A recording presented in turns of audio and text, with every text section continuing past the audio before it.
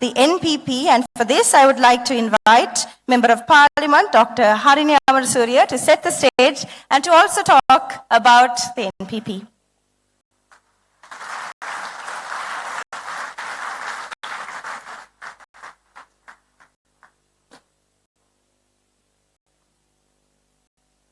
Thank you, Rai.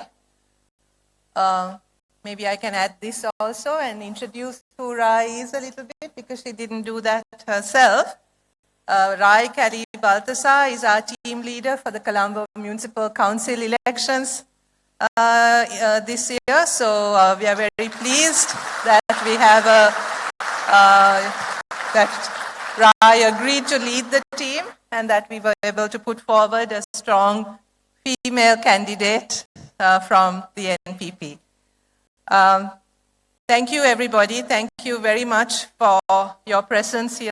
We appreciate the time that you've invested in this event. We know that all of you are very busy people. This is a hard time for many of you here, for most of you here, as it is for the majority of people in this country. So we really appreciate your presence here.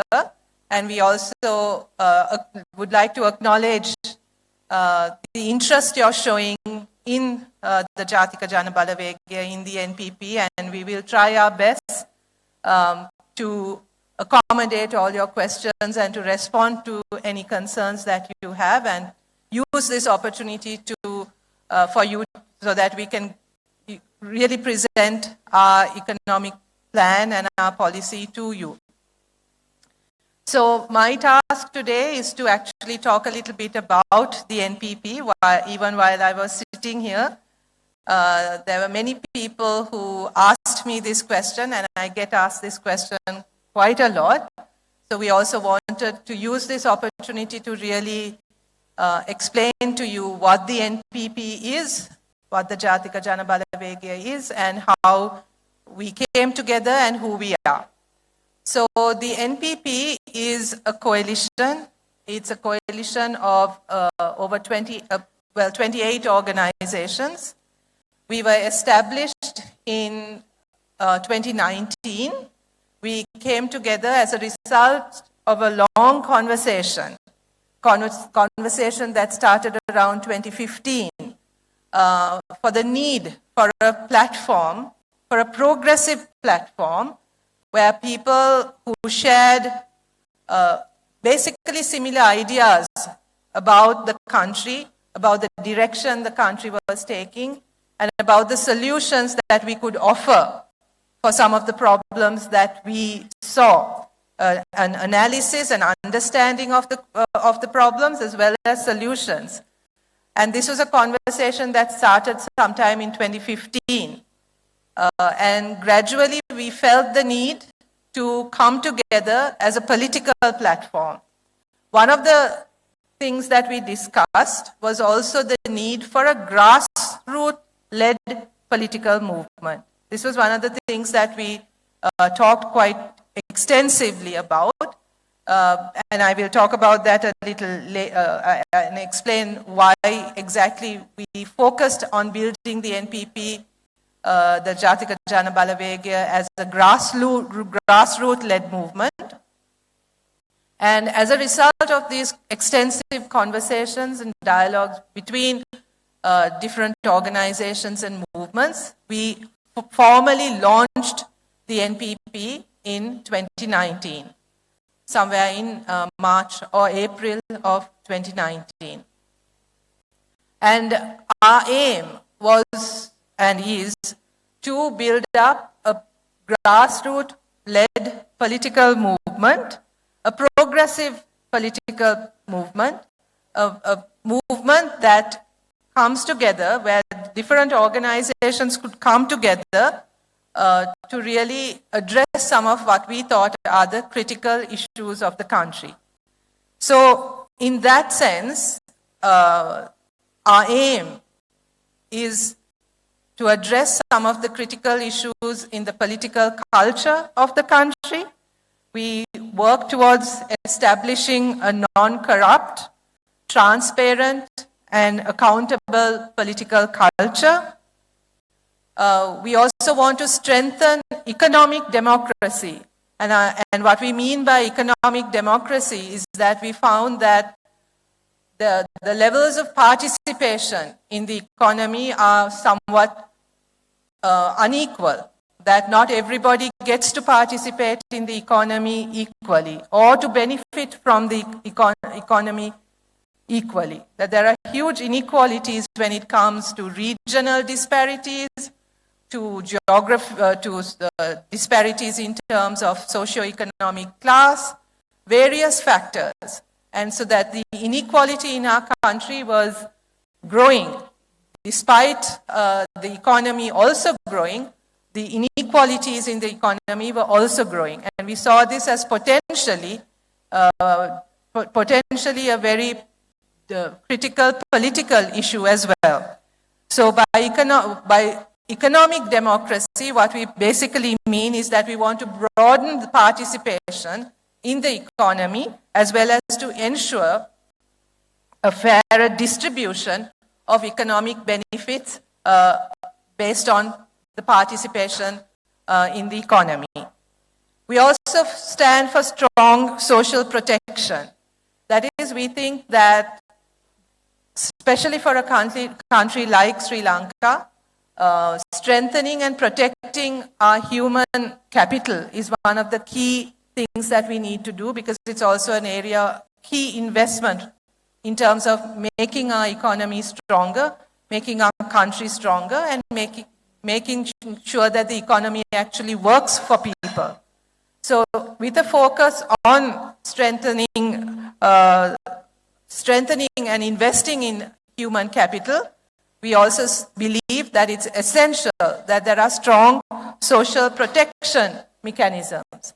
And by strong social protection mechanisms, it is not just a sort of an old-fashioned welfare model that we are thinking of, where you, in a way, the main economy creates conditions that create vulnerability, and then you have sort of badly targeted social protection schemes, but rather an economy and a society that is built on strengthening strong social protection mechanisms. And finally, we also want to address the issue of an inclusive and democratic inclusive and democratic Sri Lankan identity. We think in the last 75 years, we are soon to be celebrating 75 years of independence in a rather dismal moment for our country, nothing much to celebrate. But when we look back on those 75 years, it is not just the economy that has crashed. It is also the social and cultural fabric of our country. There's division, there's a lot of social problems in the country. We talk of the drug menace, we talk about violence, we talk about crime. All of these things are also a result of bad decisions that policymakers have made over the last 75 years. So in that sense, we also want to work towards ensuring that the country that we construct is inclusive, where everyone feels involved, feels a sense of belonging, and also has a respect for democratic traditions and ideals. So as I mentioned right at the beginning, the NPP is primarily, we wanted to build a grassroots political movement, because we felt that, as Rai also talked about in her introduction, that the main issue with the crisis right now is also a crisis in our political culture, where there's a huge dependency on political authorities for addressing anything. For any problem, there's a huge dependency that's created on the political class. And we see that as a negative factor, because we think that this dependency is actually what is at the root of corruption as well, right? So instead of this sort of dependent and highly corrupt political culture, We feel that rather what we need is a strong and mobilized citizenry, a citizenry who can collaborate or who can address the political authority on equal terms, right? And a relationship between the political authorities and the citizen, which is based on respect and a more democratic engagement, rather than one that is based primarily on patronage and violence. So this focus on changing the political culture, which is one of our key aims, and one of which is primarily around the issue of corruption. But we don't mean just by corruption, what we mean is not just about financial corruption. It's not just about the commissions that we put into that go into people's pockets.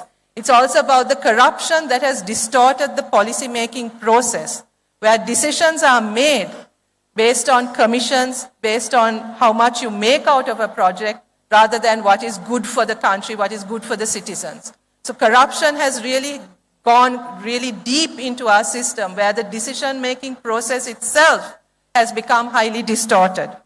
So finally, I'll say something very brief about the structure of the NPP. The NPP has a steering committee which consists of 2 representatives from each of the organizations and movements that are part of the movement, part of the alliance. So many of you often ask, is the NPP the same as the JVP? We're not. The JVP is also one of the members of the alliance, and they have the equal representation and equal voice in our steering committee. We have an executive council, a national executive council. We also have district level executive councils, and then we have local NPP councils, which we set up over the last 1 year at each electoral division, like at Kottasa Sabha. So at each in each Kottasa electoral division, we have a NPP People's Council as well. මම ඉතාමත්ම කෙටියෙන් සිංහලෙන් වචන කීපයක් කියන්නම්. අපි 2019 ආරම්භ වුණේ ජාතික ජනබලවේගය හැටියට ප්‍රගතිශීලී දේශපාලන ව්‍යාපාරයක අවශ්‍යතාවයක් අපිට දැනුන නිසා තමයි අපි මේ විදියට සංවිධානය වුණේ. දැන් වෙනකොට අපේ ජාතික ජනබලවේගය තුල සංවිධාන 28ක විතර එකමුතුවක් අපි පෙනී හිටින්නේ අදූෂිත විනිවිදභාවය සහ වගවන දේශපාලන සංස්කෘතිය වෙනුවෙනුත් ආර්ථික ප්‍රජාතන්ත්‍රවාදය ශක්තිමත් වන ආර්ථිකයක් වෙනුවෙත් ශක්තිමත් සමාජ ආරක්ෂණයක් සඳහා සහ ප්‍රජාතන්ත්‍රවාදී විනිවිදභාවය විවිධත්වය ගරු කරන ශ්‍රී ලාංකීය අනන්‍යතාවයක් වෙනුවෙන් පෙනී ඉන්න බිම් මට්ටමේ සිට පුරවැසියා ශක්තිමත් කරන දේශපාලන ව්‍යාපාරයක්. ඒ අපේ ව්‍යුහය තුල අපිට මෙහෙයුම් කමිටුවක් තියෙනවා, ජාතික මෙහෙයුම් කමිටුවක්. ඒ මෙහෙයුම් කමිටුව තුල අපේ සංවිධාන එකතුවෙන් දෙන්න ඒ කමිටුවේ ඉන්නවා. ඊට පස්සේ අපිට ජාතික විධායක සභාවක් තියෙනවා. ඒ මෙහෙයුම් කමිටුවෙන් ගන්න ප්‍රතිපත්තිමය තීරණ ක්‍රියාත්මක වෙන්නේ ඒ ජාතික විධායක සභාව තුලින්. දිස්ත්‍රික් විධායක සභා තියෙනවා. ඊළඟට අපේ කොට්ටාස සභා තියෙනවා. ඔය ව්‍යුහය හරහා තමයි අපේ ප්‍රතිපත්ති නිර්මාණය වෙන්නේ, ක්‍රියාත්මක වෙන්නේ. මම හිතන්නේ අද දවස තුල අපේ මාතෘකාව වෙන්නේ අපේ ආර්ථික වැඩපිළිවෙල ගැන. ඉතින් ඒක පිළිබඳව දැන් මම ඊළඟ අපේ ප්‍රෙසන්ටේෂන් එකට ඉඩ දෙමින් නැවත වතාවක් ඔබ සියලු දෙනාටම ස්තුතිවන්ත වෙනවා ඔබේ කාලය මේ සාකච්ඡාව වෙනුවෙන් වෙන් කිරීම පිළිබඳව. බොහොමත්ම ස්තුතියි. Thank you very much.